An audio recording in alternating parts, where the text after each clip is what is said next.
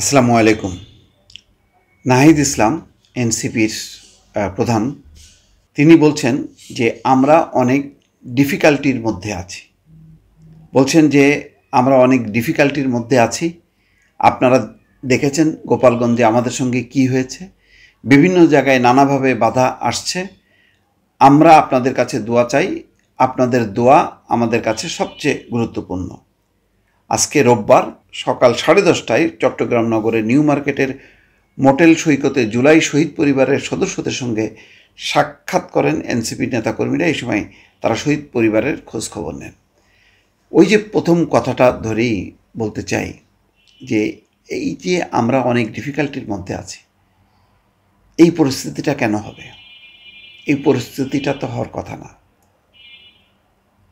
তাদের বাধা যেটা ছিল সেই বাধা তো তারা উপড়িয়েছে 5ই আগস্ট।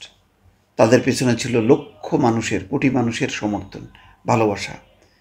এবং সেই ভালোবাসাটা কতটা ছিল সেটা এর পরপর একটা বন্যার যেই পরিস্থিতি তৈরি হয়েছিল, টিএসসিতে তারা মানে দান অনুদান নেওয়ার মতন পরিস্থিতি ছিল না, এত পরিমাণ। পরে বলছে যে ভাই আপনারা দেবেন না, আমাদের দরকার এখন এগুলি পরিবহন করার জন্য। মানে গরিব মানুষ, মানে মহিলারা, গরিব মহিলারা, তারা পর্যন্ত তাদের কানের ছোট্ট রিং, দুল, হাতের আংটি, নাকের নখ সব খুলে তারা দিয়েছে।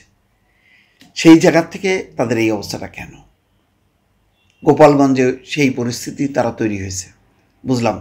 গোপালগঞ্জ একটা ভিন্ন পরিস্থিতি, ভিন্ন একটা পরিবেশ।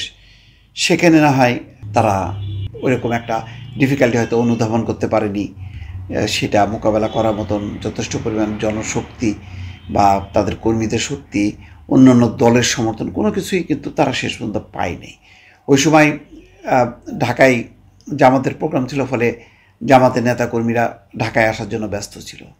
বিএনপি তো মোটামুটি নীরব, মানে এনসিপির পাশে দাঁড়াবে বিপদে তেমন একটা পরিস্থিতি না। তবুও দেখলাম মির্জা ফখরুল ইসলাম আলমগীর প্রথম, তিনি কিন্তু নিন্দা করলেন এনসিপির সবাই হামলা করার জন্য।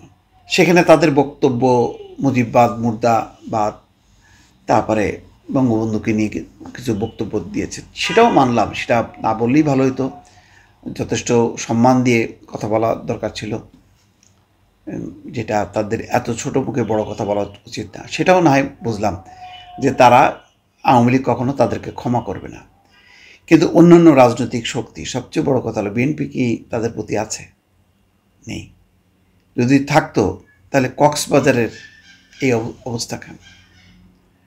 কক্সবাজারে তারা এমন একটা বক্তব্য দিল যে সালাউদ্দিন আহমেদকে গডফাদার বলল নাসিরুদ্দিন পাটোয়ারি, এবং সেই বক্তব্যটা কিন্তু খুব পরিষ্কার। তাহলে এরকম মন্তব্যের পর, বক্তব্যের পর কীভাবে আশা করেন? তারপরে বিএনপি চাঁদাবাজি করছে, দুর্নীতি করছে, বিএনপি একেবারে মানে তাদেরকে আওয়ামী লীগের মতন, যদি আমরা আওয়ামী লীগকে উৎখাত করতে পারি তাহলে বিএনপি কোনো ব্যাপার না। এই যে মানে তাদের এইসব কথাবার্তার মধ্য দিয়ে বিএনপির মতন একটা লিবারেল ডেমোক্রেটিক পার্টিকে এইভাবে আওয়ামী লীগের কাতারে ফেলে তারা যেইভাবে সমালোচনা করে ওই জায়গাটা পূরণ করা এত সহজ রাজনীতি? গণ অভ্যুত্থান ছিল একটা উত্তাল স্রোত, সেখানে যেই টোকা দেবে সেটাই একটা বিশাল ঢেউ হবে।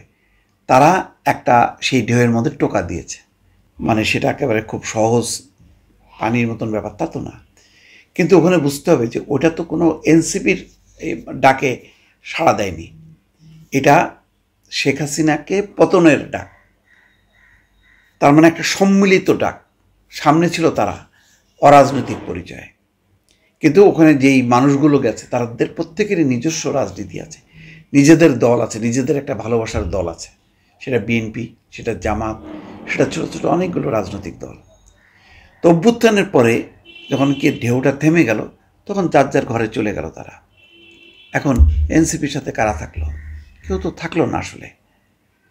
তারপরও তারা দল করলো, অথচ তারা সবার মাথার, চোখের মণি, মাথার মুকুট হয়ে থাকতে পারত, কিন্তু দল করে কিন্তু সেই পরিস্থিতিটা বিসর্জন দিল। তারপরেও ধরলাম যে ঠিক আছে, তারা একটা নতুন লক্ষ্য আদর্শ নিয়ে যদি মাঠে নামতো, সেই ধরনের উদ্দীপনামূলক কথাবার্তা না বলে তাদের বক্তৃতার বারবার একটা অংশ বিএনপির বিরুদ্ধে, সবচেয়ে বাজে বিষয়টা দাঁড়ালো যখন কি তারা পদযাত্রায় আছে, ঠিক সেই সময় সোহাগ নামে একজন মিটফোর্ডের সামনে নির্মম হত্যাকাণ্ডের শিকার হলো। সেটাকে দিয়ে তারা রাজনীতি করতে গেল।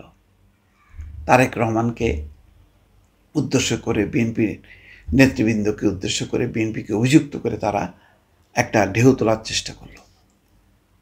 এইটার ফলে আরও দূরত্বটা বাড়ল, যার জন্য তারা কক্সবাজারে যেয়ে কিন্তু উল্টা আর একটা গোপালগঞ্জের মুখে পড়ল।